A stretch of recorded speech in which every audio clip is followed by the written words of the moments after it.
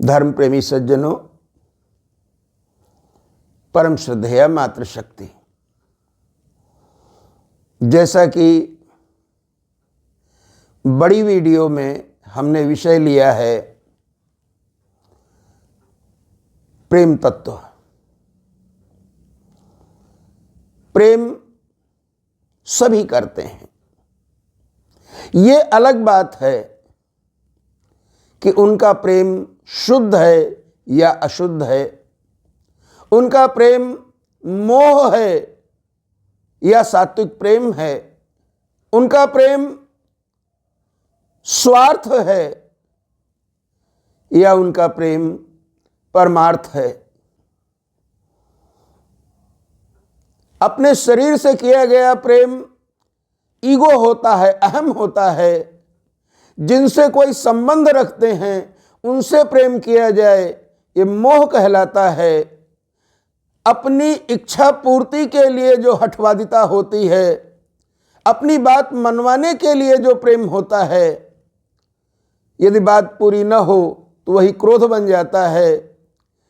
विपरीत लिंगी के लिए जो आकर्षण होता है वही प्रेम काम कहलाता है। लेकिन परमात्मा से जो प्रेम होता है वो प्रेम भक्ति कहलाता है। भगवान की भक्ति स्वयं निर्दोष है, आनंददायिनी है, प्रकाशदायिनी है और स्वार्थ युक्त जो प्रेम होता है वो केवल दुख का मूल बनता है। व्यवहार में भी संबंधों के जो तार स्वार्थ के धागों से बुने जाते हैं वो कभी टिकाऊ नहीं हो सकते। लेकिन जहां पर कुछ दे करके प्रसन्नता मिलती है, जहां परमार्थ की भावना होती है, पाने की नहीं लुटाने की भावना होती है, वो प्रेम टिकाऊ होता है, स्थिर होता है। प्रेम कोई शर्त नहीं रखता है। ये कहना, जैसा कि आजकल एक ट्रेंड है, एक चलन है। एक ने पूछा आप हमसे कितना प्रेम करते हैं? उसके साथी ने कहा अपने आप से पूछ लो, तुम हमें थोड़ा सा प्रेम करते हो, हम तुम्हें बहुत ज्यादा प्रेम करते हैं। और यदि तुम हमें प्रेम नहीं करते तो हम तुम्हें प्रेम नहीं करते। कई बार प्रेम एकांगी होता है। हम जिसे चाहते हैं वो भी हमें चाहे, इस बात के लिए कोई बंदिश नहीं है, कोई बंधन नहीं है। हम तुम्हें चाहे बगैर रह नहीं सकते, ये हमारी कमजोरी है अथवा हमारी ताकत है। लेकिन तुम भी हमें प्रेम करो, ये जरूरी नहीं है। आप देखें, पानी में बहुत से जीव रहते हैं, लेकिन एकमात्र मछली ही ऐसा जीव है जिसके लिए पानी घर नहीं है, पानी जीवन है।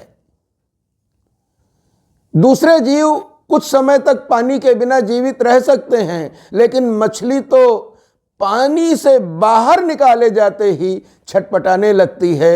ऐसा लगता है जैसे उसके प्राण निकल जाएंगे। यद्यपि पानी मछली का साथ नहीं देता है। जब मछुआरा पानी में जाल डालता है तो जाल परे जल जात बहि तज मीनन को मोह। मछलियों से पानी प्रेम नहीं करता है। जाल डालने पर वो पतली गली से निकल जाता है, लेकिन रहीमन मछरी नीर को तऊ न छाणत छोह। लेकिन ऐसे स्वार्थी, ऐसे धोखेबाज पानी से भी मछली प्रेम करना बंद नहीं करती है, कम नहीं करती है। क्यों? उसे सच्चा प्रेम होता है और सच्चा प्रेम कोई शर्त नहीं रखता है। देखिए, हमारे यहाँ 18 पुराण हैं, 4 वेद हैं। एक पुराण का नाम है गरुड़ पुराण, जिसका संक्षिप्त रूप किसी मृतक की आत्मा की शांति के लिए, उसके उद्धार के लिए आचार्यों द्वारा सुनाया जाता है। अब आप विचार करें, जिसके लिए गरुड़ पुराण का पाठ हो रहा है वो तो यहां सुनने को बैठा नहीं है, और जो हैं उनके पास समय नहीं है। क्या विडंबना है। चलिए, आप पूरी गरुड़ पुराण मत सुनिए, समय का अभाव है आपके पास। आज आपके पास समय का अभाव है, कल आपके पास समय होगा, लेकिन मौत आपको फुर्सत नहीं देगी। वो कहते हैं ना, जब तेरी डोली निकाली जाएगी, बिन मुहूर्त के उठा ली जाएगी। मौत कभी पूछ करके नहीं आती, बता करके नहीं आती। लोगों की जन्म पत्रिका बनती है, लग्न पत्रिका बनती है, पर मृत्यु पत्रिका नहीं बनती है।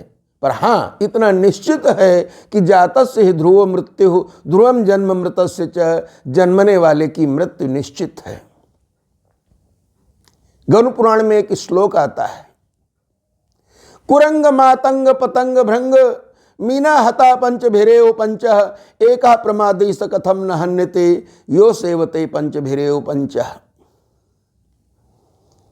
5 प्रकार के विषय होते हैं। विषयी जीव इन्हीं 5 विषयों के चक्कर में मारा जाता है। शब्द, स्पर्श, रूप, रस एवं गंध। जहां वैराग्य की दृष्टि से ये दोष हैं, वहीं प्रेम की दृष्टि से देखा जाए तो इनका बहुत बड़ा मूल्य है, इनका बहुत बड़ा योगदान है जीवन में। कैसे? कुरंग कहते हैं हिरण को। हिरण झाड़ियों के पीछे छुपा हुआ है। शिकारी उसे मारना तो चाहता है, क्योंकि मृग के नाभि में कस्तूरी नाम का एक दुर्लभ पदार्थ है, जो कि औषधि के कार्य आता है। कस्तूरी पाने के लोभ में मृग का वध किया जाता है। लेकिन आप विचार करें, उस मृग को झाड़ियों से बाहर कैसे निकाला जाए? तो कहते हैं पहले शिकारी वीणा बजाता है। वीणा की ध्वनि से उसको इतना लगाव होता है कि वीणा की ध्वनि सुन करके वो झाड़ियों से बाहर आ जाता है। शिकारी उसको वाण मार देता है, लेकिन उसकी आंखें मरते मरते भी कहती हैं, ऐ शिकारी, तू मुझे मार रहा है, कोई बात नहीं। तू मेरे मांस को चाहता है, ले ले, कोई बात नहीं। तुझे मेरा चर्म चाहिए, ले ले, मैं खुशी खुशी से दे रहा हूं। पर एक बार मुझे, सिर्फ एक बार फिर से वीणा सुना दे। ये प्रेम है। मातंग, हाथी। हाथी जो होता है, उसे अपने साथी के, अपने जोड़े के स्पर्श के लोभ में मृत्यु को प्राप्त होना पड़ता है। इसी तरह से पतंगा, परवाना, बरसात में उड़ने वाला एक कीड़ा जो प्रकाश के समीप जाकर के अपने प्राण दे देता है। पिछले जमाने में अच्छी अच्छी हवेलियों में, प्रसिद्ध भवनों में, राजमहलों में झाड़ फानूस लगे हुआ करते थे। फानूस को देखा तो परवानों ने यह कहा, क्यों हमको जलाते हो कि जलने नहीं देते। बंधुओं, देखिए, एक पक्षी होता है जिसका नाम होता है चातक। गोस्वामी तुलसीदास जी ने चातक पक्षी के प्रेम को बार बार याद किया है। एक भरोसो, एक बल, एक आस विश्वास, एक राम घनश्याम हित चातक तुलसीदास। अथवा हा पितु हित चित चातक जलधर, लोचन चातक जिन करी राखे। चातक को स्वाति के जल से प्रेम होता है। जरूरी नहीं है कि प्रतिवर्ष स्वाति नक्षत्र में बारिश हो ही, जरूरी नहीं है कि चातक को स्वाति का जल मिल ही जाए, लेकिन वो प्राण दे देता है, दूसरा जलपान नहीं करता है। एक शब्द चित्र देखिए आप। एक वृक्ष की डाल पर एक चातक पक्षी बैठा हुआ है। शिकारी ने बाण मारा और बाण के चोट से वो आहत चातक पक्षी गंगा जी की धारा में गिर जाता है। अपनी चोंच को बड़ी मजबूती से उसने कस लिया। वो कहते हैं ना कि मरते समय बड़ी प्यास लगती है, इसलिए मरते समय जल देने की परंपरा रही है। जाहिर है कि वो चातक पक्षी भी बहुत प्यासा होगा, लेकिन फिर भी यदि वो चाहे तो वो गंगा जी की धारा में गिरा पड़ा हुआ है, चोंच को ढीली कर दे और जी भर करके जितना चाहिए जल पिए, अपनी प्यास बुझाए और साथ साथ अपनी सद्गति का मार्ग भी सुनिश्चित कर ले। पर चातक ऐसा नहीं करता है। उसने अपनी चोंच को कस के बंद कर रखा है। किसी ने कहा, अय चातक ऐसा तू क्यों कर रहा है? बोले, भले ही मुझे पाप हो या पुण्य हो, धर्म हो या अधर्म हो, उसकी व्याख्या तो मुझे नहीं पता, लेकिन मुझे इतना पता है कि मैं स्वाति के बूंद से प्रेम करता हूं और स्वाति नक्षत्र में यदि बादलों से बरसात हुई तो वही जल मैं पान करूंगा, वही जल पीऊंगा, दूसरा कोई जल नहीं पी सकता हूं। भले मेरे प्राण निकलते हैं, निकल जाएं, भले ही मेरा जीवन इतना ही है, कोई बात नहीं, पर आज तक मैंने अपने को अपने सिद्धांतों से दूर नहीं रखा है। आगे भी प्रयास मेरा यही रहेगा कि मेरे लिए मेरे जीवन से ज्यादा मेरे सिद्धांत कीमती रहें। यहां तक कि एक पक्षियों का झुंड उड़ता हुआ चला आ रहा है, उसमें एक चातक पक्षी भी है।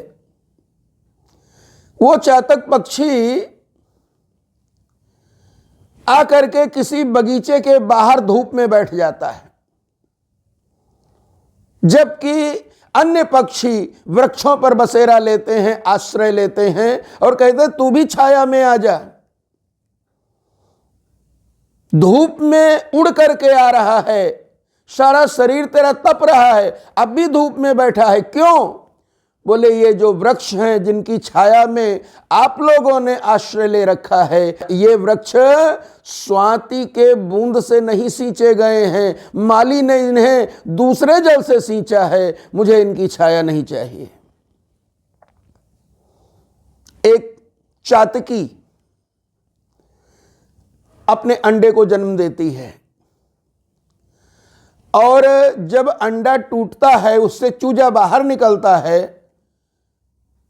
तो जो उसका कवच होता है, खोल होता है, वो पेड़ से नीचे गिरता है और नीचे कोई बरसात का दूसरा जल भरा हुआ था गंदा, उसमें गिर जाता है।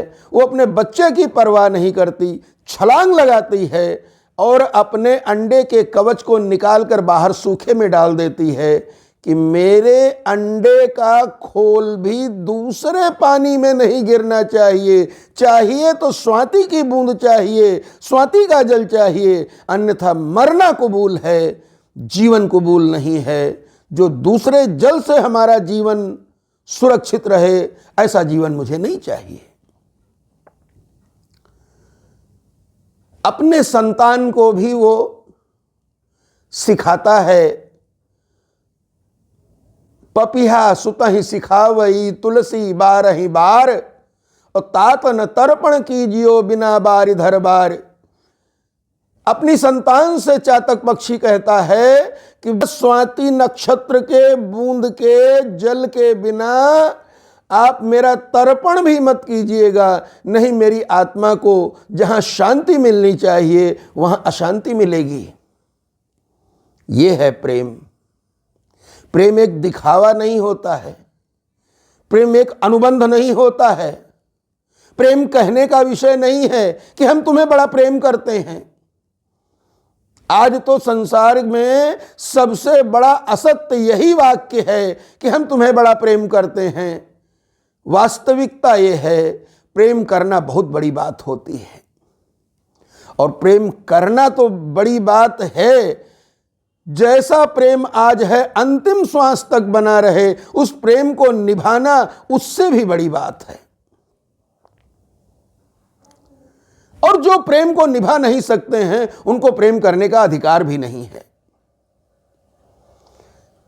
ये प्रेम अनेक रूपों में होता है, अनेक प्रकार का होता है। देश से प्रेम हो तो राष्ट्र प्रेम कहलाता है, परिवार से प्रेम हो तो उत्तरदायित्व कहलाता है, विश्व से प्रेम हो, प्राणी मात्र से प्रेम हो तो ये मानवता कहलाता है, इंसानियत कहलाता है।